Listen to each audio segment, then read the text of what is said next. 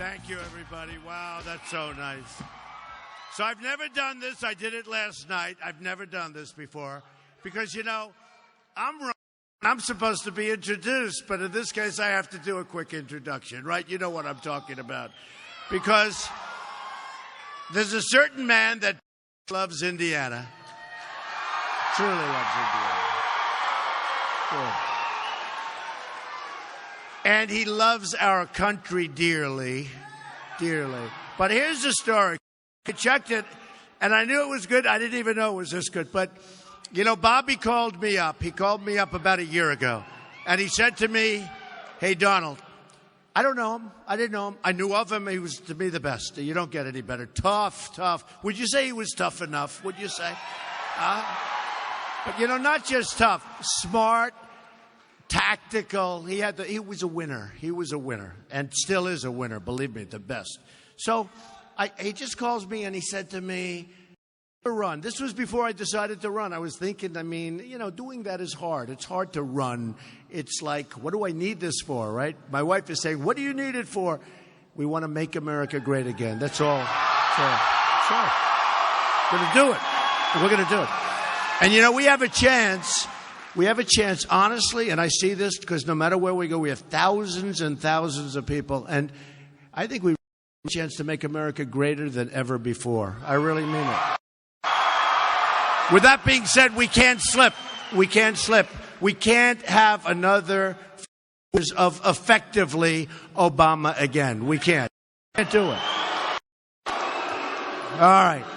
So Bobby called and he said, you know, if you ever run, if you decide to run, because people were talking, maybe I'd run.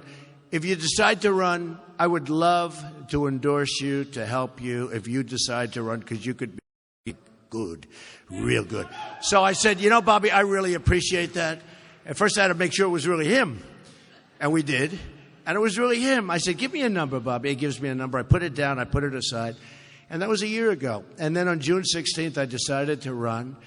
And who knew that Indiana, usually, you know, it's over or something, but all of a sudden, Indiana is going to have such an unbelievable impact on the decision on who it's going to be. Who it's going to be. And I'm the only one going to beat Hillary, and we'll beat her so badly. So badly. These others will not. The others are just cookie cutters. And I watched Ted Cruz this morning. Oh, I can't listen. So dramatic. Can't watch. So anyway, so I called Bobby. I said, hey, Bobby, it's Donald Trump. He goes, I've been waiting for this call. That was 3 weeks ago. I said, is the offer still good? He said, it's good. It's good. When do you want to do it? And we did it last night, and the place went crazy, okay? Because he's a winner. He is such a... We like that. I mean, and that's what we need in the country. We don't win anymore. We're going to start winning again. So I'm with his friend, and Charlie's back there, great friend of Bobby. And I said, give me the whole thing. I knew he won the 3 national championships. He won the Olympics. He won the Pan Am Games. He won 900 games. 900 games. Then he had the perfect season. Okay? He had and I didn't realize this. In fact, I was surprised. There hasn't been a perfect season since.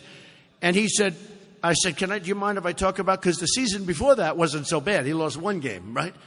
He said, and it was my fault as a coach, Donald. And I want you to tell them that. Just say, if he didn't screw up, he would have had 2 perfect seasons. I said, Bobby, I can't say that. He said, it's okay. It was my fault. But I mean, think of it. He had 1 loss, and then the next season he had a perfect season. And he loves you people, that I can tell you. So I want to introduce a total, absolute winner, smart, tough. He's got the whole package. And the fact that he endorsed me means a lot. And then I'm going to come back and we'll talk for a little while, okay? Bobby Knight. Bobby Knight.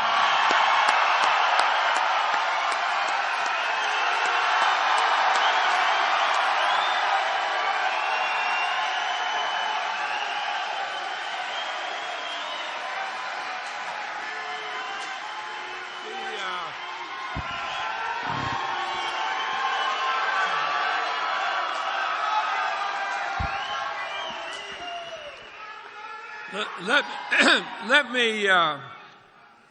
let me first tell you that I was very, very selective with players during the time I was here. And I'll tell you one thing, that man that was just up here a moment ago, I'll tell you, that sumbitch could play for me.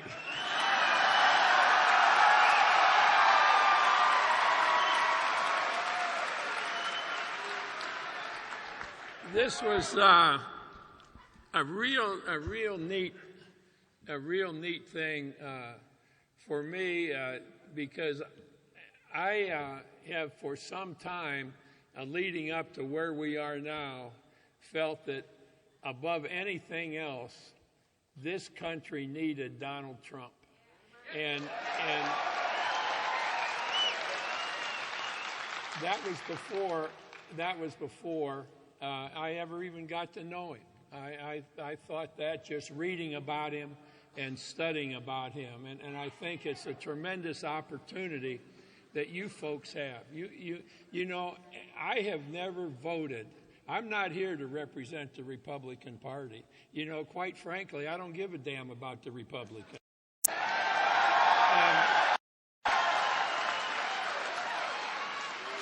And then on the other hand, I don't give a damn about the Democrats either.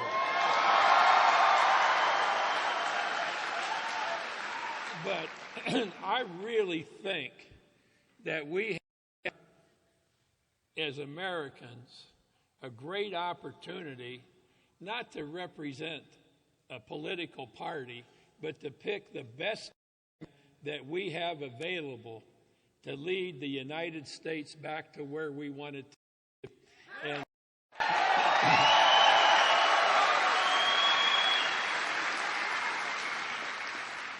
this man's not a Republican. He's not a Democrat.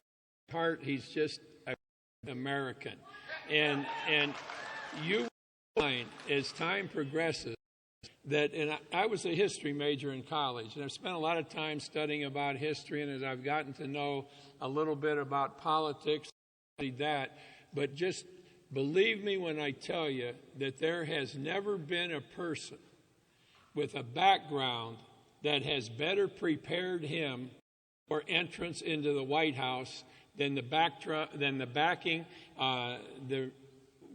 all that he's done, the things that he's gone through, what he's done, the businesses that he has erected, and even some of the problems that he's had, because what he's done that nobody we have now can do. What Mr. Trump has done is when things have gone wrong, he hasn't whined and complained about it. He's figured out how the hell to fix it.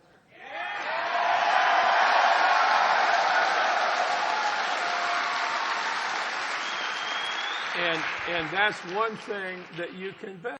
I mean, he's going to take care of things that have not been taken care of before. And you folks here in Indiana, first of all, let me tell you that I want to thank you for having had the opportunity to coach here, because basketball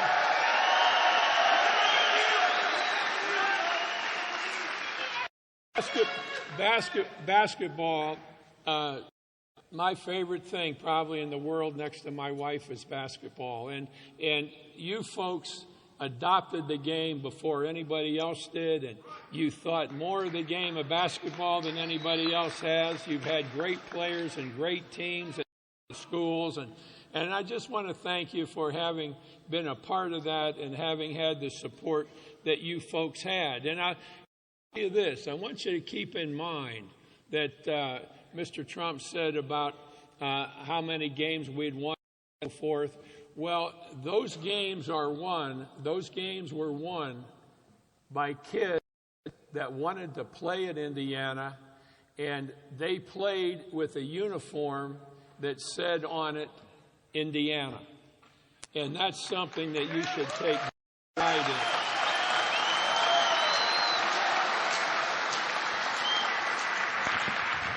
And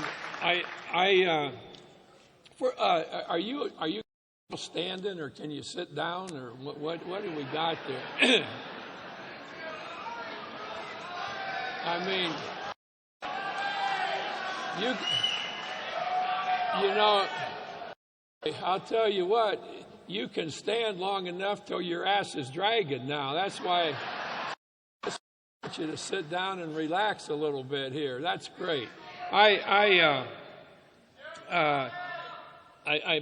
this that I'm not here to represent the Republicans or the Democrats. You know, I'm here because I think he's the best man. I think, you know, you've had some great politicians here, and why I don't think the party makes a damn bit of difference, because I'm going to throw two names out to you that I will forever be grateful for having known, and they were Doc Bowen and Birch Bayh.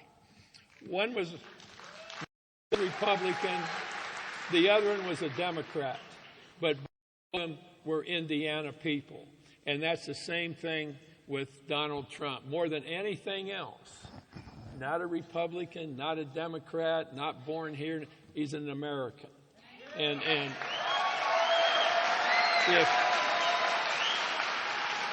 if you folks will get together and go out and vote for this man,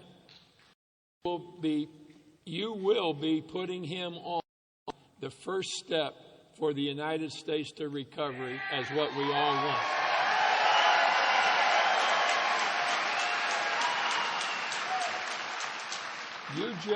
You just vote for him, and he'll do the rest. He needs you to get him started, and he'll do the rest, and we will be of what he's doing. I can't even tell you what the kind of pride we'll have in this country when that happens. I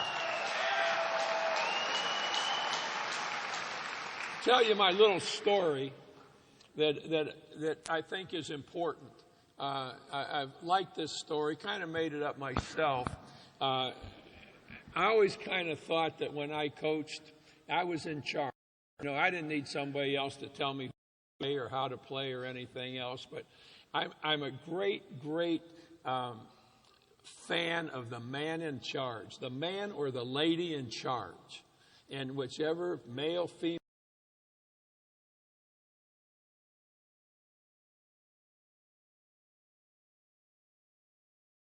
All right, so it looks like the feed has been cut. Give me 1 second. I will try to bring it right back. All of the streams are exactly the same. So hold on 1 second. Give me 1 second.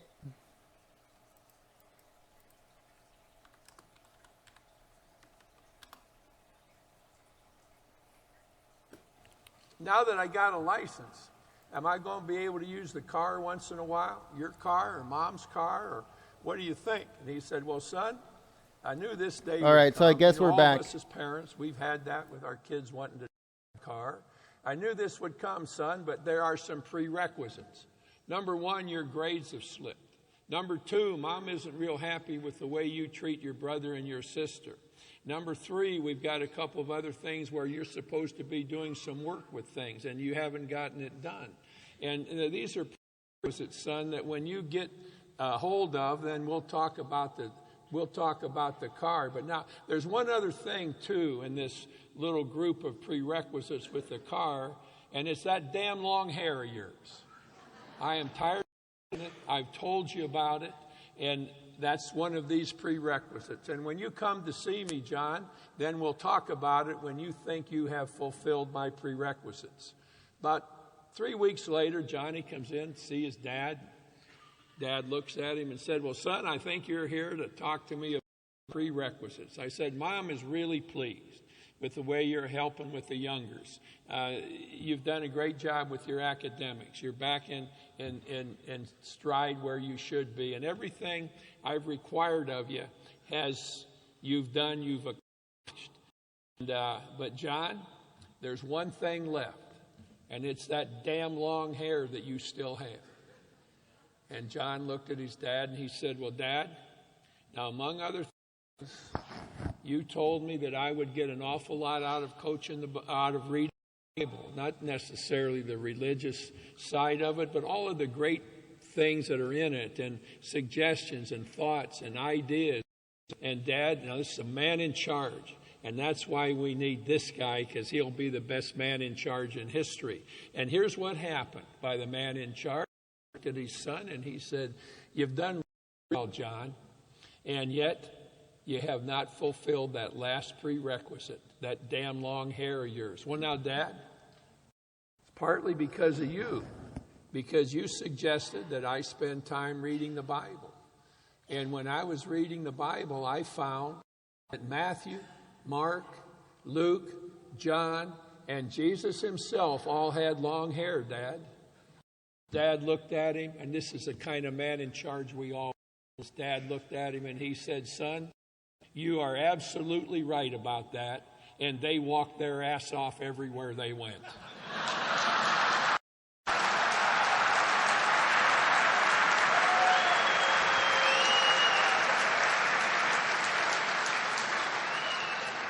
And I think that's kind of a pretty good moniker to hang on a guy, is that he's the man in charge. And then that's what we've got here.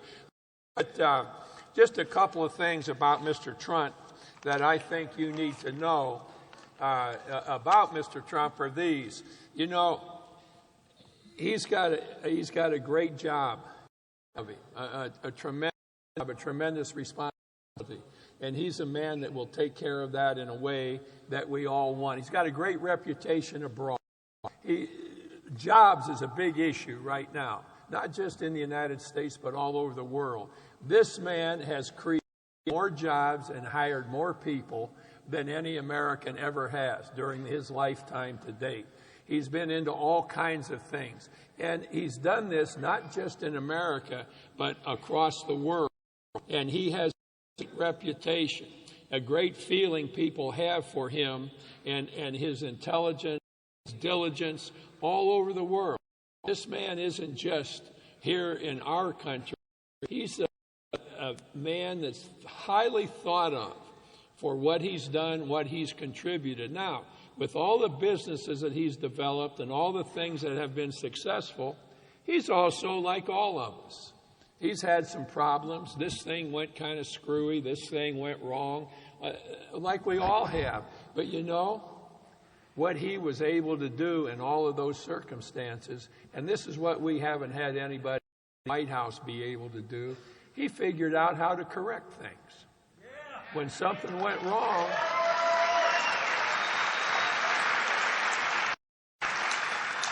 When something went wrong, he figured out a way to correct it.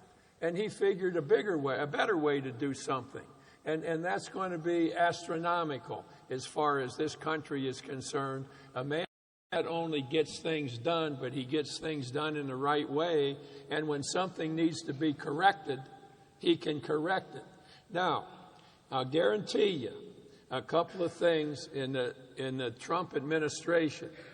Number one, how many of you have sons, daughters, friends, or whatever, military people, kind of spread out around the world? How many, wherever they might be? Just raise your hands, wherever they might be. We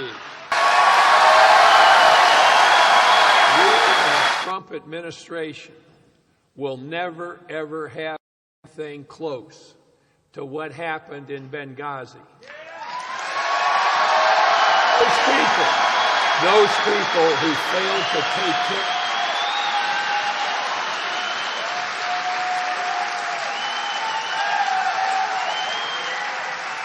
And those people who failed to take care of those 4 men that never came back from that Benghazi situation, that will never happen under a Trump administration.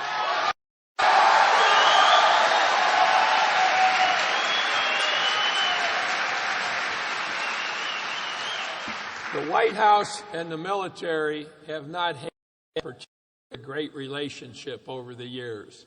Donald Trump will settle that the first day he's in office, because he has a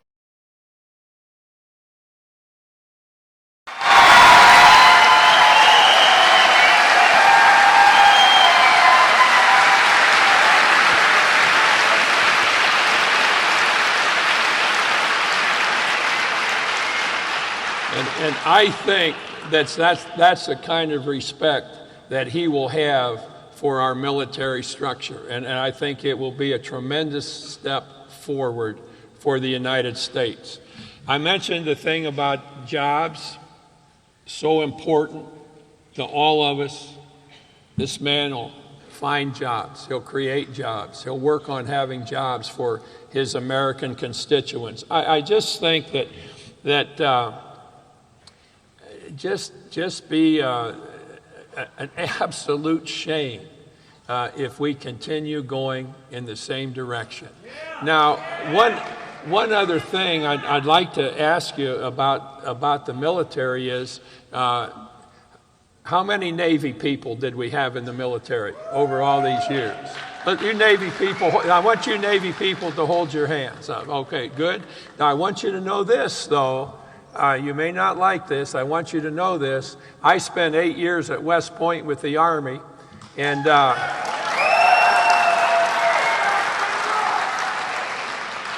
Navy, I love you, I respect you, and we beat your ass every time we played you.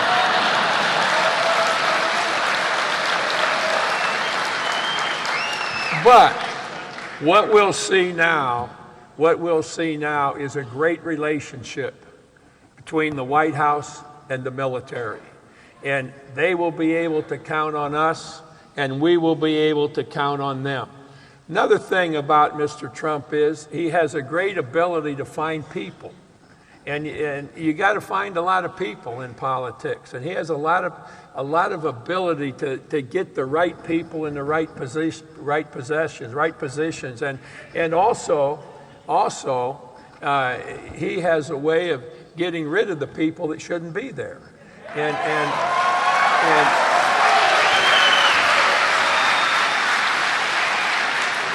we haven't had a lot of that lately. I think that, I've talked now enough, and as I said, I'll always be grateful about the opportunity to having coached in Indiana because of you people and your approach to basketball. I hope that as I have visited with you here today, I hope that I have made an impact on your thinking relative to the opportunity that we have to make America great again and to keep America great. And to do that, we need a leader. And right there to my right is the best leader in the world. And he will far more than reach the things that we are hoping for and we want for this country. As I step away from this podium, I hope as I do that, you people will think for just a moment and you'll say to yourselves, each and every one of you, damn it, how soon can I go out and vote for that guy? And I hope that's what you all have to say. Thank you.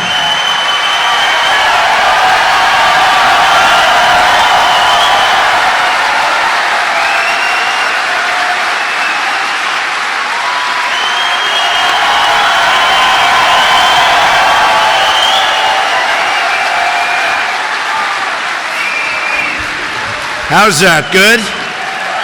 That's good. Yeah, a friend of mine from Indiana said, well, if you could get Bobby Knight, that would be good. So there's nobody like him. So thank you very much. We have so many things to do. And I have so much time. I'm not leaving Indiana. We're going to be here. We're going to be here. And I'll be here enough that you're going to be sick of me. You're going to say, oh, when's he getting out, right? When's he getting out? We're going to do great here. And I guess all of the polls are indicating we're going to do well. And it's very important. Getting out to vote on Tuesday is so important. We have a movement going on. You know, in a way, I call it the smart movement. We want to be smart again. We're not smart anymore, folks. We don't win anymore, but we're not smart anymore. So we call it the smart movement, and that's what I want to have. So let me ask you, is there somebody named Chad here? He was wearing a blue shirt. He was on television this morning on NBC. Where's Chad? You know, because outside we have thousands. And in another room, is that Chad? Is that you? Were you interviewed? Were you wearing blue before, or is that it? Oh, there it is. That's it. That's my Chad. He was so great. He was so great. Right? On NBC. I was watching this morning, and they're interviewing. He's standing in line for hours, right? Hours. And they come up to him and they start saying, well, what do you think? I love Trump. You know, these guys are the world's most dishonest people. They want you to change, and you know. And he wasn't, you weren't changing for anybody, were you, Chad? I love this guy. So I said, I'm going to mark it down. If I see Chad, I want to give him a little shout out. Thank you. You know, we have. Now, tomorrow you'll see Chad announces that he's running for mayor. Thank you very much, Chad. We have the most loyal people of anybody. And that's in the polls. That's not me saying it. You know, in the polls. In fact, they said something like 92%, whereas 30 and 20 and 10 is sort of common. If Cruz sneezes, if he just sneezes, his people leave him. Believe me. There's no loyalty. Nobody who can listen to him. Today, you know, I've been campaigning. We're going to end Obamacare. We're going to protect our Second Amendment. We're going to end Common Core. We're going to do, and then I'm watching this morning, and Lion Ted, I never saw anything like it. Donald Trump loves Obamacare. I love Obamacare. I mean, my whole thing is we're going to end it. And I hear him saying, and I said to a few people that were watching it, I said, let me ask you, do people believe this when he says that? It's terrible. It's terrible. And that's why in the Senate he's known as a liar. Marco Rubio, who's a good guy, called him a liar during the debate. Remember that? He said, you're a liar. I said, that's great. When another senator can call a senator a liar, I said, now I can do it also. So it's great. So we came up with Lion Ted, L-Y-I-N, boom, hyphen. But it's true. It's terrible. And now he's getting creamed in the polls, and he lost the last 5 elections. He was saying, I'm the only one that can beat Donald Trump. I have proven it time and time again. You know, I'm saying, oh, please. And I'm killing him. And he said, I won 7 times. Remember the debate? And I said, yeah, but I won 21 times. And he looked. Oh, so I won 7 times. And I mean, it's like unbelievable. So now he's getting clobbered. And he goes to New York last week, and they ran him out of the place. You can't run if you can't get like 12% in New York, okay? You can't run. You just can't. Too big. It's too important. I think I'm going to win New York, by the way. I really do. I mean, in the general election. And nobody else, honestly, because it's very important that we win. We got to beat Hillary Clinton. Crooked Hillary Clinton. Got to beat her. She's crooked. She is crooked. But you know, no Republican other than me will campaign in New York. I mean, they won't campaign. They're not going to do it because they have no chance. They have no chance. And Kasich has no chance. I mean, zero. So, and I understand it. And for years and years, they don't even go to New York and campaign. They assume that's lost. If somebody ever won New York, it totally, you know, with the Electoral College, it totally changes the map. And I think we'll win New York. I really do. I think we're going to win Michigan. We're going to win Pennsylvania. We're going to win Florida. We're going to win places. I mean, look how well we did in Florida. We're going to win places that a lot of people say you're not going to win, that you can't win. As a Republican, you can't win. And Michigan's a great example. Nobody else will go to Michigan. I'll be encamped in Michigan because I think we can win it. So we're going to win states that nobody thought were winnable as a Republican, and we're going to do really great. But so I love this. You know, the whole political world, it's so evil. I mean, it's so evil. You hear about people that you've never heard of before. It's just like worse than business. You know, somebody said, what's the difference between, you know, these certain politicians? Because certain politicians are terrific. I spoke to one today, Senator Corker, who's fantastic. We have a lot of great people. You know, we have a lot of great people. Jeff Sessions, Senator Sessions, he's fantastic. And there are others. And you know, once we get to the top, it's going to be so magnificent. I mean, so magnificent. But you saw what happened. So Cruz had this horrible thing. He came in third, meaning he came in last in all of these states. He did horribly, came in last in New York. Then we went to Pennsylvania. We went to all these people. He didn't even, I mean, he went and they said, don't even come here. And he got ridden out of town. And he left. And I hate to tell you, he came to Indiana. He might as well come to Indiana because you're going to lose all those elections. And I hear him, he came to Indiana and he starts lying. That's why I wanted to get here fast. I didn't want a lot. I didn't take a big vacation after winning all 5 by a landslide, right? Didn't take a lot of time. I didn't want to take too much time because I know you got him back here lying like hell. So I said, I better get back to Indiana fast. I said, get me Bobby Knight really fast, please. But it's true, I won. And people said, oh, good, you're going to take a day off. Because New York was hard. It's a big state. I went to Syracuse. I went to all over, Patchogue. I went to out in Long Island, Bethpage. And I was all over the place. And it's the same thing. The businesses are being sucked out of our country. And if you look at New York, you look at Indiana, you look at Pennsylvania, you look at all of them, Maryland. I won them all. But they all have one thing in common. No matter where you go, it's like 40%, it's like 50%, 60%, jobs are gone. And I'm the one that brings up Carrier all the time. This morning, I hear Cruz. He said, and Carrier air conditioning, I've been talking about this company for 4 months. All of a sudden, he starts talking about Carrier. Carrier's my baby. I want to do the number on Carrier, folks. I want to do it. I don't like what they did. Now, Cruz was actually defending them, which was interesting. He said, we should really defend. You don't want to defend. When they leave, they let go of 1,400 people to move to Mexico. And you know what? They have to pay a consequence when they do that. They have to pay a consequence. They have to pay. And they want to move, that's fine. And they let them go viciously. It was almost like they were like on The Apprentice, right? All right, 1,400 people, you fired. Oh, it's pretty rough. They had some upper mid-level management guy, and somebody had the cell phone up. Those are dangerous. But they had the cell phone. And I saw it on television, and I thought it was terrible. I thought the way he did it was terrible. Basically, he said, we're letting everybody go. You're fired. But we're letting everybody go, and we're moving to Mexico. Oh, thanks a lot. And some of these people, they're following me. Is anybody here from Carrier today? Because they're all over the place, every place I go.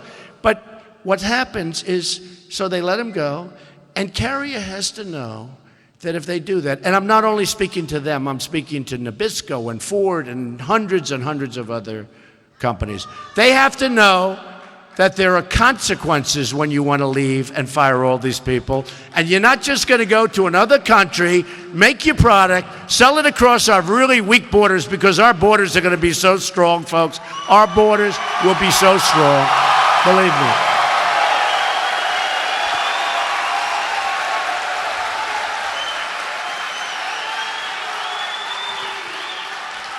So you're just not going to make your product, sell it across the borders. And this goes for all, not just air conditioners. And I would tell them. Now, ideally, I'd tell them early. And in all fairness, you need the federal government has to set a standard. You can't do it from just a local basis, unless they're moving to another state. Then you got to fight it out. But we're keeping them in the country. But people aren't doing that. They're moving to Mexico. Mexico is a mini China right now. If you look at the automobile industry, what's going on in Mexico is incredible. NAFTA is a disaster. NAFTA was one of the worst things ever signed in the history of this country from an economic standpoint. NAFTA, it sucked our jobs away. It sucked them away. And John Kasich approved NAFTA when he was in Congress. He was a deciding vote for NAFTA. And it was signed by President Bill Clinton. There's a relative that's going to be running for office. Signed by Clinton. No, but I mean, you look at your empty factories. You look at what's going on. You look at, by the way, and you talk about an industry that's getting hit. Take a look at your steel industry, and I know what to do to fix it, folks. Believe me, these guys don't. These politicians don't know. Look at your steel industry in Indiana. And you look at U.S. Steel and these great, great companies at one time, and now it's like they're just not the same deal. And we're going to change it around. China is dumping like crazy. They're dumping all over the place. And people said to me, oh, but maybe the product's going to cost more. And, that's true. And they never say the second part. But we're going to have jobs, and that's going to more than offset the price, because we're going to have jobs again. We're going to have jobs. Our jobs are being taken away. And we're going to have a time, if I win, where Apple is going to make its product in the United States. So you watch. You watch. So Kasich approved NAFTA. You look at Cruz, and he doesn't want to talk about China's manipulation of their currency because TPP, Trans-Pacific Partnership, study it and remember the words. Because if I don't get in, I'll bet you it gets approved, and that will make NAFTA look like a baby. That's big time. That's not Mexico and this. That's 12 countries. They are going to do a number, and then China's going to be lurking in the background. They're not involved with it, but they are actually involved because if they love it, they're going to come right through the back door. This is a 5,000-page document that nobody in our country, in my estimation, has ever read, probably never even looked at. And all of the countries that are beneficiaries of it, meaning taking our money, our jobs, and everything else, they know every single word. They know where the commas are. They know where the paragraphs begin. And we don't have anybody that reads documents. You know, when you looked at Obamacare, it was thousands of pages, and nobody read it. Nobody read it. It's a disaster, by the way, total disaster. Your rates are going up 35, 45, 55%. It's a disaster. Nobody read it. Nobody even knows how to define it. The only way you can do it is you have to buy books, the definition, and they tell you chapters. It's horrible. It's horrible. Trans-Pacific Partnership is a disaster. So here's what happens. Okay, we have to go back because, you know, you all know how I feel. Just trust me. Trade, you're going to be so happy. You're going to be so proud of your country. You're going to be so proud of me. Me. I didn't need this. I built this great company. I have a nice life. I said, oh, what do I do? What do I do? My wife always says, are you sure you want this? I say, yeah, we're going to make America great again. We're going to do something great. It's very important. It's very important. My daughter Ivanka, who's so great, she's such a terrific person. She loves the country. She said, Dad, it's a lot of work. You know, when I do this and then I do 3 more today. And she said, Dad, do you enjoy it? And actually, I enjoy it. I must be honest. I think I enjoy it. It's a dirty business. It's a hard business. It's a rigged deal. I mean, the whole thing is rigged. You know, if I wasn't winning by so much, I'd have no chance. Because all the delegate stuff is rigged. I mean, it's rigged. You look at Louisiana, which I won. And that's when I found out. The state of Louisiana is where I found out, in all fairness. And then it happened in Wyoming, even worse, because they didn't even get a chance to vote. And then it happened in Colorado, where they never voted. The bosses picked the winners. The boss. I never met the boss. I don't know. I want people to vote. But in Louisiana, I wasn't supposed to win. That was Cruz territory. Heavy on evangelicals who love me because they don't like liars. Remember with the Bible? The Bible held high and then he lies. But I've been winning with the evangelicals by a lot because they know 2 things. Pastor Jeffress said it. They know Pastor Jeffress has been incredible. If you look at Jerry Falwell Jr., who has been amazing, Liberty University, so many of the pastors and ministers and people that really understand, they say, you know, we need strength. We need protection. Like with the women, I won the women in New York by a tremendous margin. I mean, there's nobody cherishes and nobody respects women more than Donald Trump. That I can tell you. Nobody. And I won it so big in New York. And I was saying to somebody, women are going to do, I will be so much better to women than Hillary Clinton is. So much better on health care issues. And you know what else? On the protection of our country. Because ultimately, that's number 1, 2, and 3. We have to protect our country. We are in an evil world right now. We are in the most evil world. It's one of the most evil times ever. And I'm going to protect our country. And everybody agrees to that. Even the congressman that didn't like me said, well, I agree that Trump is tougher. And I agree that maybe he'll be better with the military. Well, once you're better with that, that's like about 80% of it. But we'll protect our country. We're going to make our military so strong, so powerful. Cheapest thing we can do. That nobody's going to mess with us, and we're going to take care of our vets who are treated far worse in many cases than illegal immigrants. Far worse. And we're going to make our vets proud that they served our country. Proud. Thank you. We love our vets. They're not being treated right. They're not being treated right. So we've been doing really well. But then, all of a sudden, we had this massive victory in New York where I got everything. I mean, I got virtually everything. You know, the dishonest media back there, they're saying like, well, let's see. Trump probably can't break 45. Well, we got almost 62. And that's hard when you have 3 people running. And, you know, it's also hard. We had states where I had 9 people, and I'd get like 32 and win the state, and they'd say, he didn't break 50. Now, they're not stupid. They know you can't. You have 9 people. So we're doing good. We broke, and now we come to the next. New York was fantastic. And you know what the nice part about New York, which affects you? The New York people, the voters, know me better than anybody, okay? They know everything about Donald Trump. I mean, that's where I go. You know, it's been a long time I've been doing this, okay? Not this, but I've been out there a long time.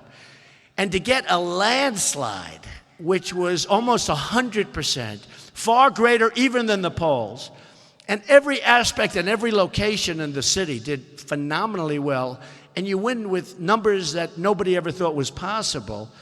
And those are the people that know you. So even if you come from Indiana or you come from someplace else, it's nice that the people that know you best can give you that kind of, you know, like for instance, if you do Hillary and you go to Arkansas, she doesn't do great in Arkansas. That's where she comes from. I'll beat her in Arkansas. She comes from Arkansas. And the truth is, they abandoned their state. I mean, they abandoned Arkansas, right? They abandoned Arkansas. So I don't know why. I mean, I'll say it. See, nobody else will say it. Nobody ever says it.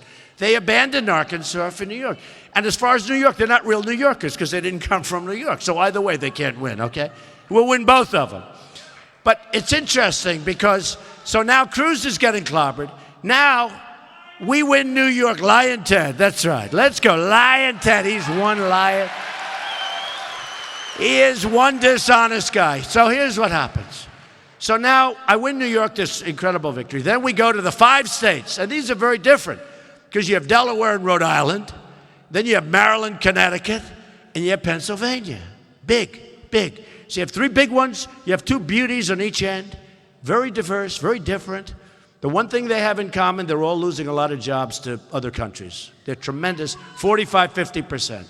You know, it used to be I'd say to my statisticians, give me the information like on Delaware, and then give me Pennsylvania the next day, and give me Maryland. And it was almost like 45% loss, 50% loss, 55% loss, manufacturing gone. But I almost didn't need it. I just go up. I have to say, hey, you got about 50% of your jobs that are being lost. Every place, all over the country. It's like a disaster. They're being taken away from us, and the politicians don't know how to do anything about it. So Cruz is getting absolutely killed. Kasich is getting absolutely killed. Think of it.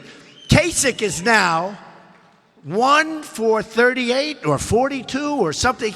He won 1. And if I campaigned there for 2 days more, I would have won. 2 days more. I left Florida. I was all set to go to Ohio, and I had a dirty poll put out by the media. A dirty poll. You know what that is? A phony poll. And it said, because I was going to win Florida easily. And Florida was set up so that it was meant for Jeb or Marco, who's a good guy, Marco, I have to tell you. And Jeb is going to come around. I really believe that. But it was meant for the establishment, not for me. Winner take all. When they heard I was in the race, winner take all. Meaning the establishment will get 100% of the 99 delegates. That's one of the biggest, you know, Florida's a great place. Great governor, Rick Scott, great guy, great governor, doing a great job. A lot of jobs coming in. Florida's doing great. So 99 delegates, winner take all. And then 2 weeks after they formally did that, a poll comes out. There were like 6 people, 7 people. Donald Trump had almost 50% of the vote. They said, whoa, we got to go back. This is no good. And then I won Florida. Big. I wouldn't let him change it. But it's a rigged deal. You see, it's rigged. And what happened is with Louisiana, I was down like 4 or 5 points. But I know people in Louisiana, like I know people here the Hilberts. I have so many friends here. And they're unbelievable people. And I said, let's go to Louisiana. I got 3 days. Let's go around and campaign. You know, I've never done it, so it's fun for me, right? I've been doing this for 9 months. Am I doing a good job for 9 months at all fair? You know, it's funny. When the results came out a couple of days ago, the results came out, and it was Trump wins in a landslide, all of those 5 states, and Trump wins in a landslide, New York, the week before. And one of the pundits, who actually hates me, which is interesting, but they said, you know, the amazing thing? He's only been doing this for 9 months. He's beating these senators and these governors. They've been there for like 20 years and 30 years. He's been doing this for 9 months. But, you know, you can be smart. You can be smart. And I've been dealing in politics for a long time. Nobody knows politicians. Believe me, nobody knows politicians like I know politicians. So with Louisiana, so I go, I campaign. Then they have their election different from you. Yours is Tuesday. You got to vote. Is everybody going to vote on Tuesday, please? So different. They have their election on Saturday. And I go Friday night. I say, I'm going to be there. And I land, and they have this massive, massive hangar. And the place is packed. Thousands and thousands and thousands of people. And it's brimming outside of the hangar, through the doors, practically through the windows. I mean, the people were all over the place, going back into the runways. And I say, I think they like me here. Just like outside. You know how many people, you're in this room, and then we have another room that's bigger, that's packed. And then outside, we have thousands of people listening to what I'm saying. You believe it? You believe it? No, it's amazing. And it's like that all over. Because we have a movement, and everyone's talking about it. I'll tell you, everyone's talking about it. So I go to Louisiana, and I campaign for a few days, and I see there's something going on, because they want jobs, and they want strong military, and they want to get rid of Obamacare. They want all the things that we all want, right? They say Trump figured it out. I said, there's nothing to figure out. People are making less money now in real wages than they made 20 years ago. And they're working harder, and some of them are working 2 jobs and they're making less. It's supposed to be the other way around as we get older, right? It's supposed to be. But don't feel bad. I'm working harder also, so I am working harder. But the truth is, look, I go to Louisiana, and I have this big crowd, and the next day they have the election on a Saturday, and the results are announced that night. Trump wins. I wasn't supposed to. It was supposed to be Lion Ted Cruz wins. And I do great with the evangelicals, and they really brought me over the top. So I win Louisiana. Then about 2 weeks later, they're showing me everything, and they're showing how well I'm doing, because I'm winning South Carolina. I'm winning so many places, right? I won the South. I wasn't supposed to win the South. Alabama, Arkansas. We win Kentucky. We win Florida. We're winning all these places, some of which I was not supposed to be winning. And I win by landslides. Then we win in Massachusetts. I win Alabama, Massachusetts. That's quite diverse, right? So we win, and they're showing me how well I'm doing. And I see Louisiana, and then I see delegates. So I win by a lot of votes, Louisiana. Then on here is right-hand column, it says delegates. I said, wait a minute, what's wrong? They said, what's wrong, sir? I said, I won the state of Louisiana, but why do I have less delegates than Cruz, who I beat? Oh, well, he went there, and he started wining and dining all of these delegates, bringing them out for state dinners, bringing them out for steak, for hotels, for maybe cruises. Maybe they went fishing with all of these people that he's paying. I said, wait a minute, I don't understand. This is my first, don't forget, you know. And I realized it's a crooked system. So I said, wait a minute. So I won the state, but I get less delegates than this guy. That was my first. Who the hell would ever think this could happen? So then I hear about Colorado, right? Where they're whining and dining, and, you know, they were having people protesting on the streets. They took the vote away from, they didn't even have a vote, because they went out to a poll, and I did great in the poll in Colorado, and I was going to win Colorado like I won Florida and other places. So they gave the vote to the bosses, and you go out and you wine and dine the delegates. All of a sudden I say, when are we going to Colorado? No reason to go, sir. I said, what do you mean no reason to go? Well, it's over. Colorado is all delegates. It's all, you know, they get wined and dined. I said, you can almost buy the election. Put $100 million worth of freebies in a bag. Let's go buy the election. So I said, it's a rigged system. So then I realized, and here's the good news. A lot of it, well, actually, Colorado's really unfair. So is Wyoming. Very, very bad. They got to change that because that's bad, because that actually counts on the front row. Because Cruz can't win when you have to get a vote. He can do it because they have this team of very good experts. I could get much better, got much more money than he does, but it's just an unfair deal. It's an unfair deal. So here's the story. So now we start a streak, and we win in Arizona, and we're winning all over the place. And the only way it's working for me, I mean, I'm still not happy, and we're going to do it on the first ballot. And when you hear he signed all these delegates, they're signing them for second, third, fourth, and they're not signing them for the first ballot. The first ballot, fortunately, they're locked in, right? They're all locked in. And Pennsylvania had the same thing. I won in a massive, massive landslide. And they have a great Republican chairman, and really a great guy, Mr. Gleason, great guy. But he's a fair guy. But one thing with Pennsylvania, they have a moral obligation, and I've heard it for a long time, that whoever wins, there's a moral obligation of the people, of the delegates, to vote for the person that wins. So today they announced I had like 52 or 54 out of the 70. But I said, what about the rest of them? Yeah, but I did say, I think they announced 54 today. So I win this state in a massive landslide. I got 17. And they have like 70-something. I said, wait a minute, I got 17. But the good news is today, I think they announced I got an additional 34 or something. But here's the thing. But there's like 22 or 21 out there. I said, what about them? What about them? I won in a landslide. I won every county. I won everything. What about them? Well, we'll work. It's a rigged system, folks. It's horrible. It's a horrible, horrible system. It's a horrible system. And it's done so that the bosses can pick whoever they want. Now, here's the only problem. I've been winning by so much that you can't. And you probably heard me say it a couple of times. I've said it, the boxer. I know a guy's a champ.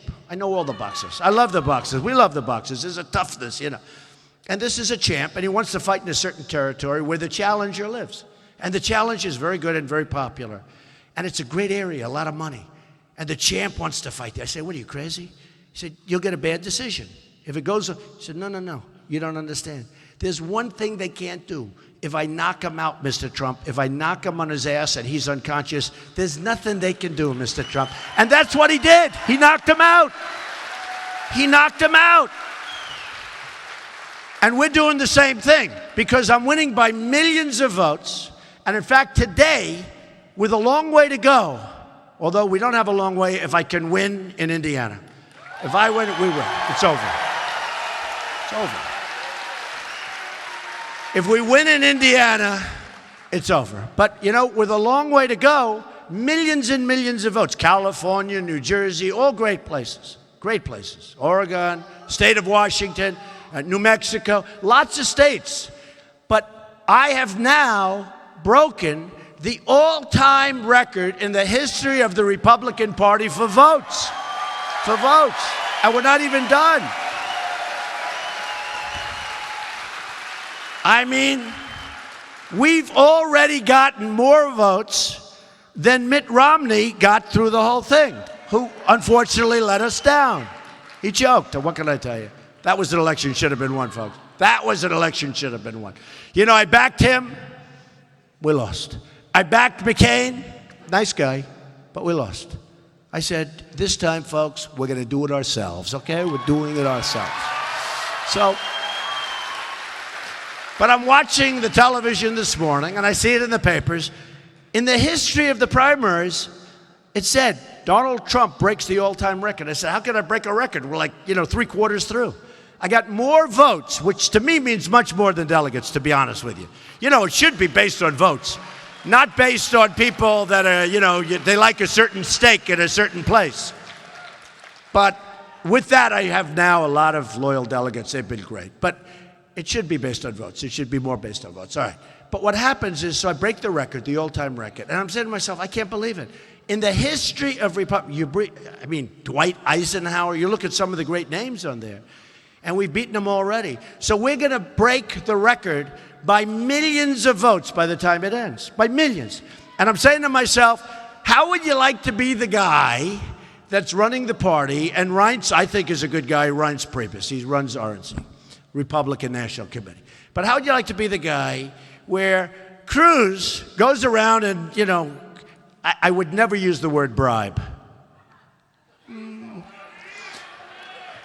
Some people would say bribes the delegates. I would never say a thing like that. But he gets, you know, the steaks are really good, really expensive, or maybe the trips to Paris or whatever the hell they do.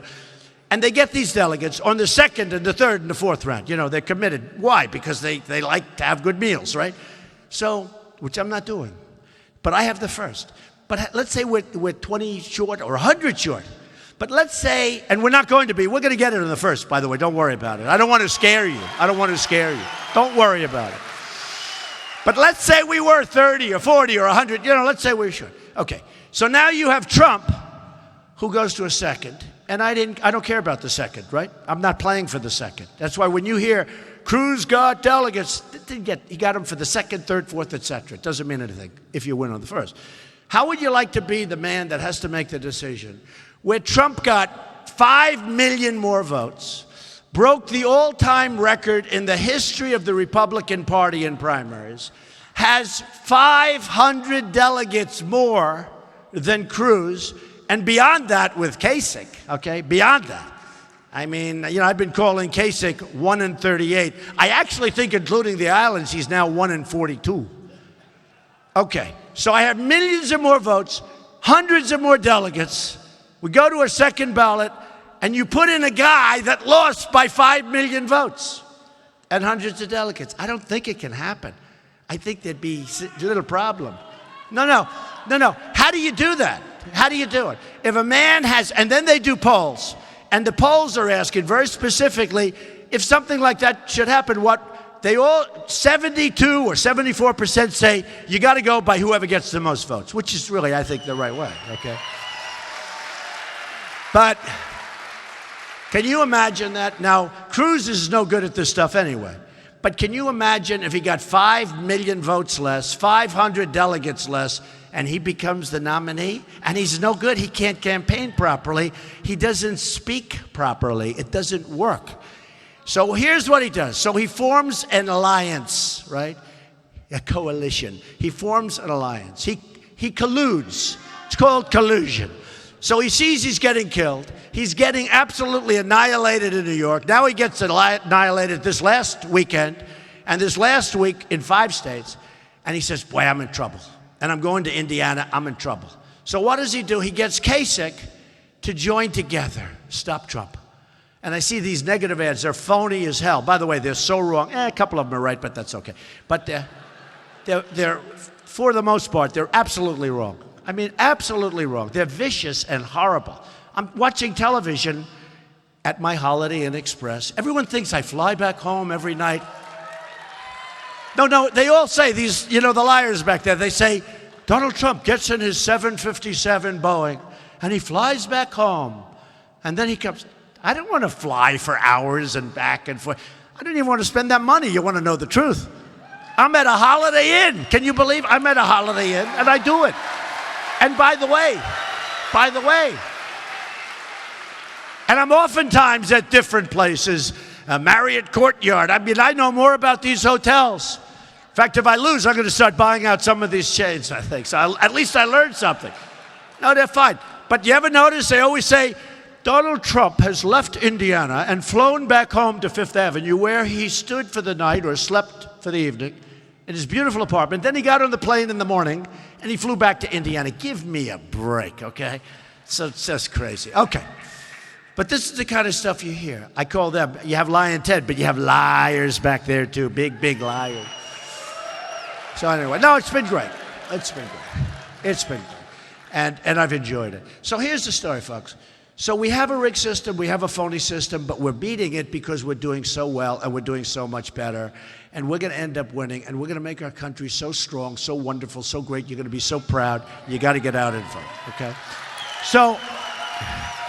So they form, and I want to talk about jobs, but this is so interesting to me because it's such a con job. You know, I love seeing it. It's just like a total con. So now what happens? He's losing badly.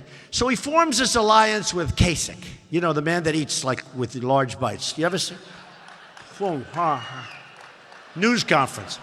Where do you want your news conference? Around my table as I stuff pancakes down my throat. I never, seriously, did you ever see a guy eat like this? Honestly, I'm being honest. You know, you think, if I have cameras, I tell you, I have a lot of times where I have no choice and I'm sitting and cameras start forming and all. And usually I don't eat.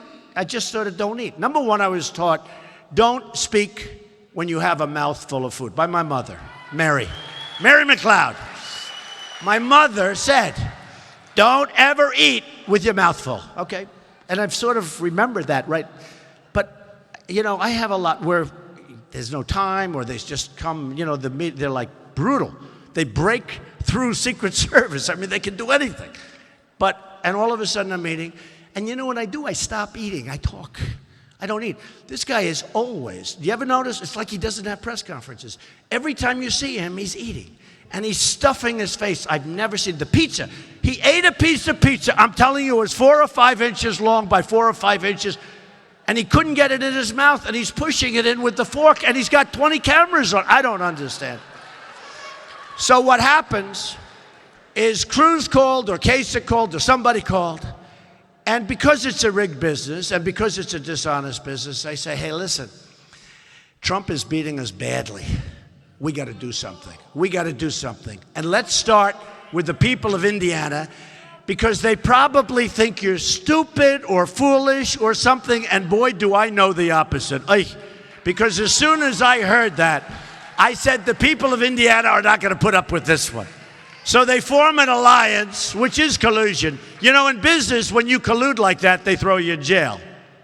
Only in politics are you allowed collusion, right? Only in politics. So they form this phony alliance, and Kasich is a, you know, difficult guy. You know, he always pretends like he's the nicest guy. Oh, he's such a, you know why he's a nice guy? Because I was so busy fighting these 16 people, and nobody cared about him. He was always at the other side, right? Toward the end. Remember, I was center stage for every single debate. Ever. I won every debate. And I don't debate professionally. These guys, every night they're debating. I don't do that. But, you know, look, hey, folks, if we're smart, we're smart. Is that right? You're smart, we're smart.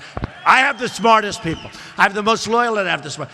So Kasich's over there, and nobody talks to him. And we're fighting. I'm fighting with Marco. I'm fighting with this one. I'm fighting with Cruz. I'm fighting with all of them, right? And then one day he raised his mouth. I said, wait a minute. Weren't you a managing partner of Lehman Brothers, Kasich? Weren't you a managing partner of Lehman Brothers? And Lehman Brothers failed and almost took down the world. Wasn't that you? You were a managing partner of Lehman Brothers. And Lehman Brothers almost took down the world. And after that, he never spoke badly to me again. It's an amazing, he was quiet. It's an amazing thing. Amazing thing. So he was at the end of the stage, and I'm fighting, and I'm calling names, and they're calling names. Everybody's calling names. Okay. And we all look like we're like little crazy, right? But you have to. My wife said, be more presidential. I said, I don't want to be presidential. I want to win. I got to win. Okay? You know what presidential is? They're calling your names, and you're standing here like this. I'm the president. I should not fight back. In the meantime, you get your ass kicked, okay? I have a feeling that the great Bobby Knight would fight back like I did. Don't we have that feeling? Don't we have that? I think so. I think so. So Kasich is never picked on. He's never talked about. Nobody cared about him. And then all of a sudden, it's a win, it's a win. Guys are dropping out. This one leaves, this one leaves, this one leaves. Some terrific people that really did much better than he did. Ben Carson, Dr. Ben Carson, who endorsed me. Oh, look, okay, come on, Bobby. We got to talk about this presidential crap just for a moment here. You know, just you older folks remember this, or mothers, fathers have taught you this. I'll tell you who they said wasn't presidential. I don't even know what the hell presidential means, but they told him that he wasn't presidential. And that guy they told, all these people that wanted to say you're not presidential, that guy was Harry Truman. And Harry Truman, with what he did in dropping and having the guts to drop the bomb in 1944, saved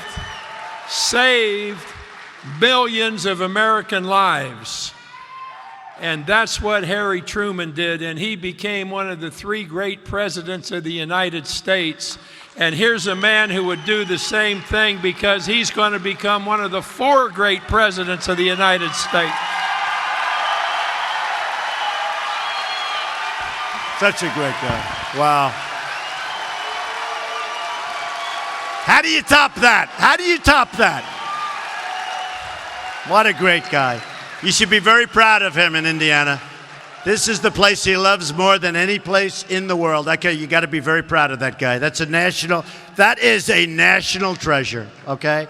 So anyway, and by the way, does Bobby love it? Is he having a good time too? We're all having a good time. You know, we're talking about a bad subject because our country's in trouble. But when you say make America great again, one of the reporters said, that's a very negative statement. I said, no, you have to understand. That's a very positive theme. It's very positive. It's not negative. It's positive, and it's meant to be, because that's what's going to happen. We're going to make America great again. So that's it.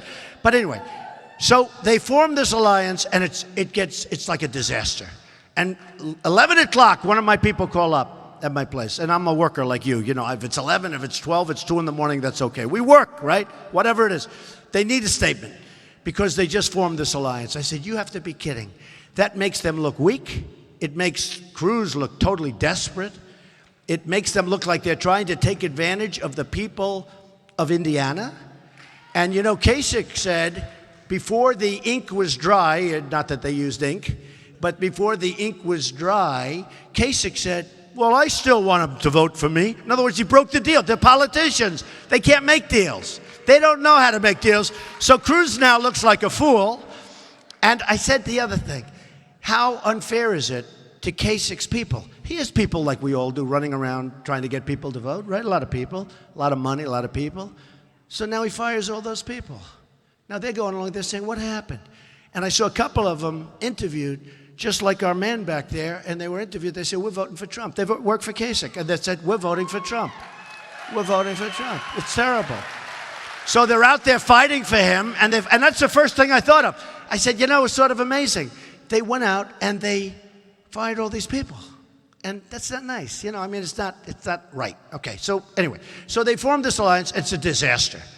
I mean, I haven't seen any polls yet, and maybe I'll be wrong, and maybe they'll be up 200 points. But I have a feeling it's not a good thing. And Cruz looks like a fool because he can't make a deal. He can't make it. He doesn't know the first thing about deal making. He did not write The Art of the Deal. Number one, folks.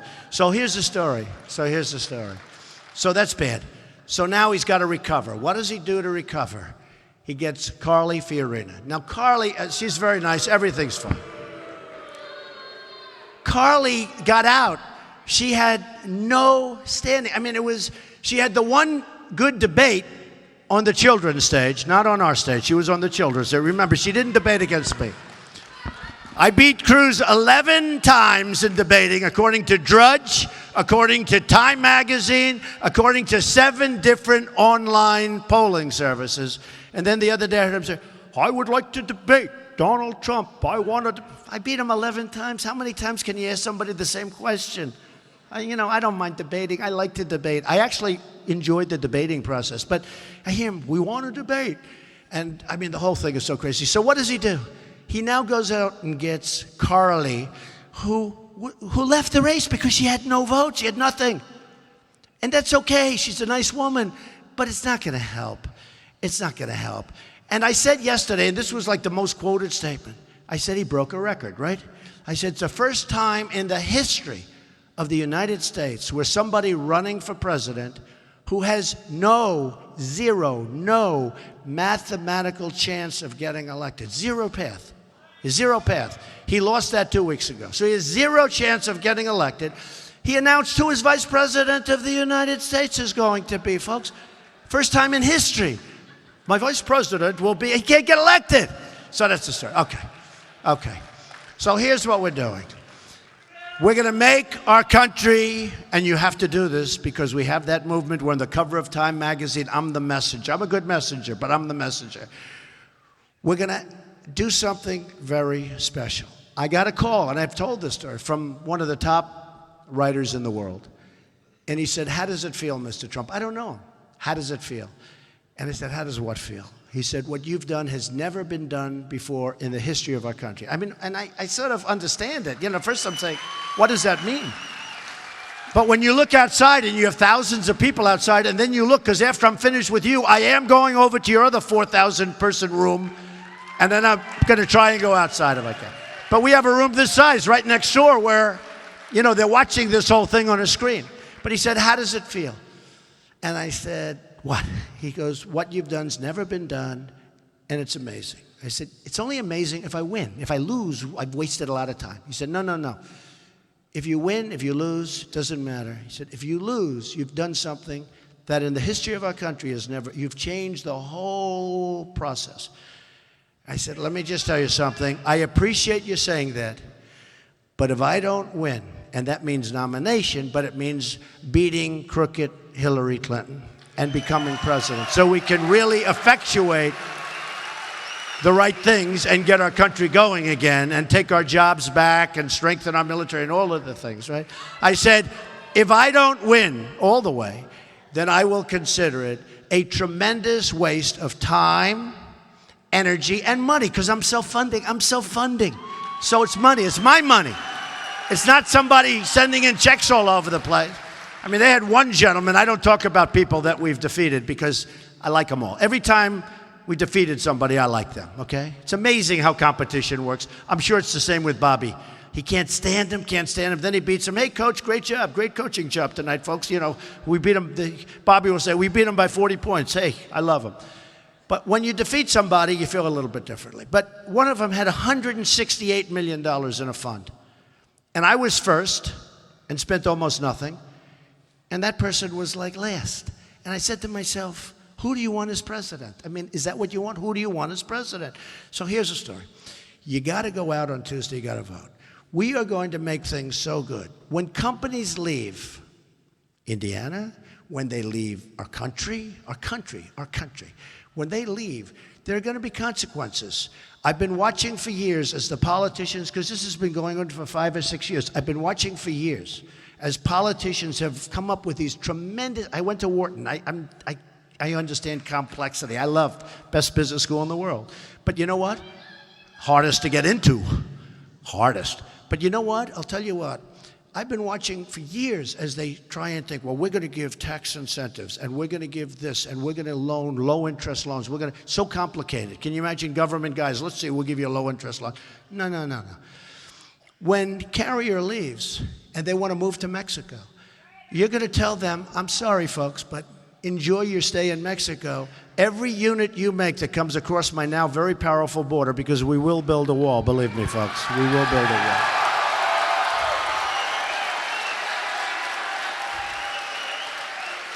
And don't forget, last week, the Border Patrol agents, 16,500. In the history, they've never done this. They endorsed Donald Trump for president. They've never done it. And these are great people. But they're told to stand back, let people come across. And Sheriff Joe Arpaio endorsed me. So, I mean, he's a great guy and very tough. And Jan Brewer, the whole group, all great people. Because they want to have borders. If we don't have borders, we don't have a country. We don't have a country. So I'm going to tell Carrier, and I have Carl Icahn, one of the great businessmen of the world, and I have many of the top business people in the world endorsing me, right? They've endorsed me. And they know what's going on. Corporate inversions are a disaster. That's companies that are leaving. Billions and trillions of dollars are outside. They can't even bring the money back in because the politicians can't get together and everybody agrees it should be brought back in. So here's what's the story. We tell Carrie, I'd like to do it myself. I always tell my wife, I want to do it myself. She said, delegate it. I want to do it myself. It's so easy. Too easy. I love doing this stuff. You know, I love it. I love it. Believe me, I'm going to make our nation so rich again because, you know, unless we're rich, we can't be strong. We can't be strong.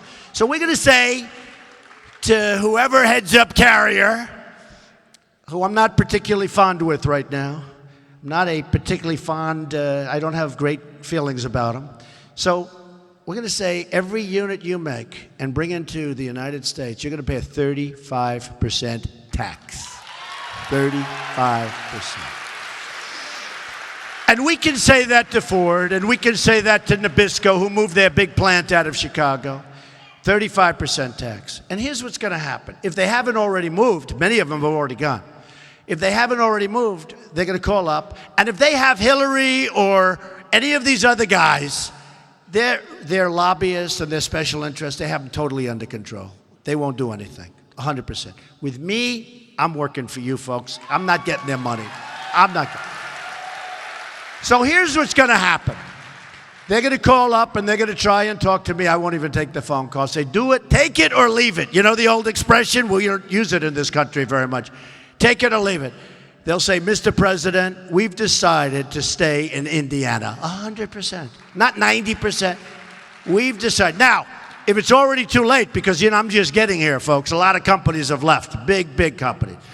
But they're not going to take advantage of us anymore. So when a company moves out of Indiana or any of our other states, there are going to be consequences. And we don't have to get fancy, and we don't have to talk about low-interest loans that maybe they don't pay back. We don't have to do anything. All we have to do is use our powers. And again, I am a free trader on the record. The problem with free trading is you need smart people to negotiate good deals. We don't have those people. We have people that don't have a clue. We have people that are grossly incompetent. So our trade deals are going to be so good, and they're going to be so strong. I met a woman, a fantastic woman. She heard my speech a couple of months ago. She said, Mr. Trump, I love what you say. You are so terrific. The only thing, I don't like when you say, and I'm voting for you. She said, but I don't like what you say, we're going to make America rich again. Because that doesn't sound nice. I said, it sounds nice to me, because we can't, and I explained to her, we can't make our country great unless we're going to bring back our jobs and bring back our money and get rid of, we have $19 trillion in debt. We have health care that nobody can afford. We have horrible schooling. We have horrible roads. Our infrastructure is dying. Our bridges are unsafe. I said, we have to make ourselves viable again. We're not viable. So here's the story, folks. We're going to make great trade deals. We're not going to let China have a $300 billion and a $400 billion, and now it's up to $500 billion trade deficit. $505 billion. $505 billion. Mexico, $58 billion trade deficit. And then they say, one of these guys comes off the stage 2 months ago, said to me, Donald, you know you can't build a wall. I said, of course you can. Okay, you know that story. Believe me, that's so easy. But for a politician, they can't do that. They'll never be able to do it. Then another guy comes off a few weeks later, because I said Mexico's going to pay for the wall. And I get along great with Mexico. But, they've taken advantage because their leaders are smarter, tougher, they have more street smarts. And what they're doing to us is unbelievable. I mean, and look at the trade deficit, just the trade deficit alone. And they said, you can't get Mexico to pay for the wall. And then I said, listen, I'm not going to help you get elected. But here's the story. You're going to hear me say it anyway, and they all copy me. This morning I heard Cruz say, we will build a wall. I said, where's this coming from? Cruz, he said you're going to build a wall. What happened? Where did it come from? Okay, but I told him, I said, we have a trade deficit of $58 billion a year, and it's going to go up. It's going up, unless I'm elected president. It's not going up, believe me, folks. It's going down. But we have a big trade deficit. We have a wall that's going to cost $10 billion. When you have that kind of a deficit and that kind of a cost, the worst business person in this room can make that deal really easy. Believe me, really, really easy. So we're going to have strong borders, and we're going to have people come into our country because we want that. And we want immigration. We want people to come in to our country. But they have to come in legally. They have to come in legally.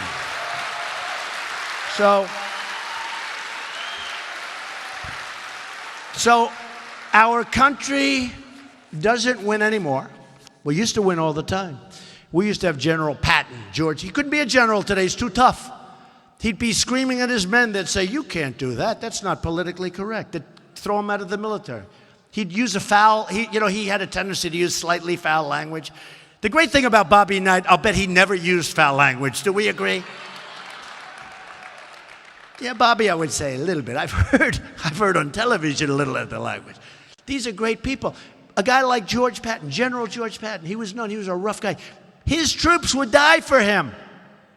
They'd die for him. Vince Lombardi, they'd die for him. Bobby Knight, they'd die for these people. okay? And here's a story. We are going to have a military that's going to be so strong, so powerful, so great. We are going to, as I said, we're going to take care of our cherished veterans. We're going to take care of it. It's part of it. And, folks, we don't win anymore, but we're going to start winning. We're going to win with our military. We're going to knock the hell out of ISIS. We're going to take care of our vets. We're going to get rid of Common Core, bring education locally. We're going to win with education. We're going to get rid of Obamacare. We're going to come up with plans that are so good and so much better and so much less expensive.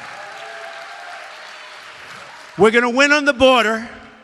We're going to win, and we're going to build the wall. And believe me, Mexico's going to pay for the wall. We're going to stop drugs from pouring in. Believe me.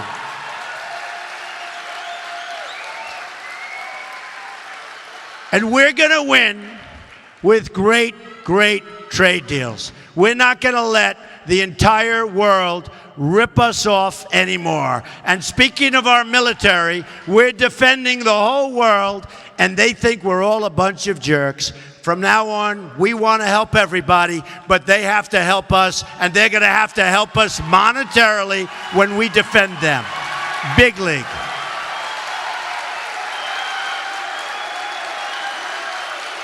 So,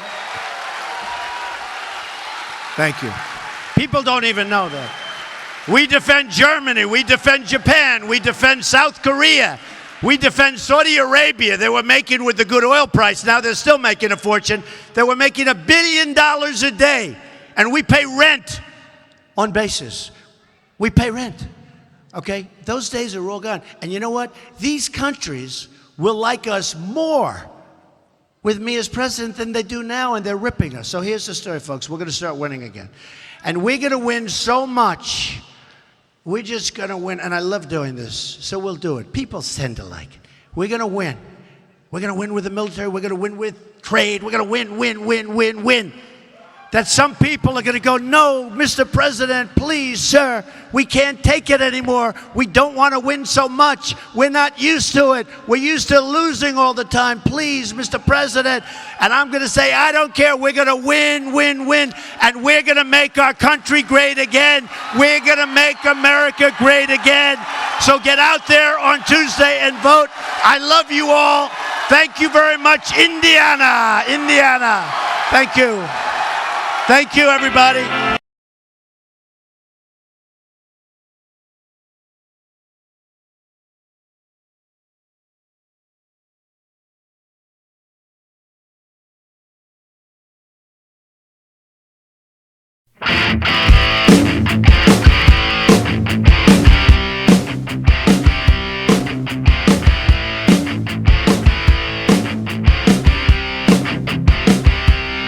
All right, guys. So the info for tonight. There'll be a rally in Orange County, California. And we will be streaming it, but we will be streaming it a little bit differently. Either we'll do it through YouTube or through Periscope. The way to get the link will be by following me on Twitter. I will be tweeting it out, and you can see it live. Okay? And I will also make a video. So I'll be streaming it and filming it at the same time. I'll make an awesome video, and I'll upload it usually by tomorrow afternoon. It will be an awesome video. I'll be filming the outside. I'll be filming everything. Trust me, it will be really, really good. If you are new to our stream, please hit that subscribe button. Hit that like button. And join the community. Thank you very much to all my moderators for being here and being so awesome. Always keeping the chat clean, enjoyable, and great for everybody. So yeah, like I said, the rally tonight will be streamed either through YouTube or through Periscope. Whichever one works out better. So if you want to take a look at that, the link will be in our Twitter. Or if you like us on Facebook, then you'll see the link there too. I don't think it'll go directly to the channel. It works a little bit different when you stream from your phone. But yeah, so thank you very much, everyone. Each one of you that choose us as your stream of choice. We hope to see you there. If for some reason we just can't stream, whether it be because, you know, I don't know, maybe the signal isn't good or whatever, I will post a link to one of our affiliates, an affiliate channel that we have, and he will be streaming it live. So I don't know if you want to, you know, go out there and enjoy the stream there, but I will, like I said, I will be making an awesome video that will be uploaded tomorrow. The stream will the stream from Orange County will be uploaded later on tonight if I can't do it live. So, you know, always keep a lookout on the channel. You'll see something. Thank you very much. I gotta go. Gotta prepare all my cameras and stuff. I gotta, you know, there's some patriots out there that I'm gonna be meeting up with. If you're in California, meet up with me. You know, follow me on Twitter. Send me a message. And let's meet out there. I'm meeting up some Trumpinators out there today. So it's going to be a good day. Big day. Thank you very much.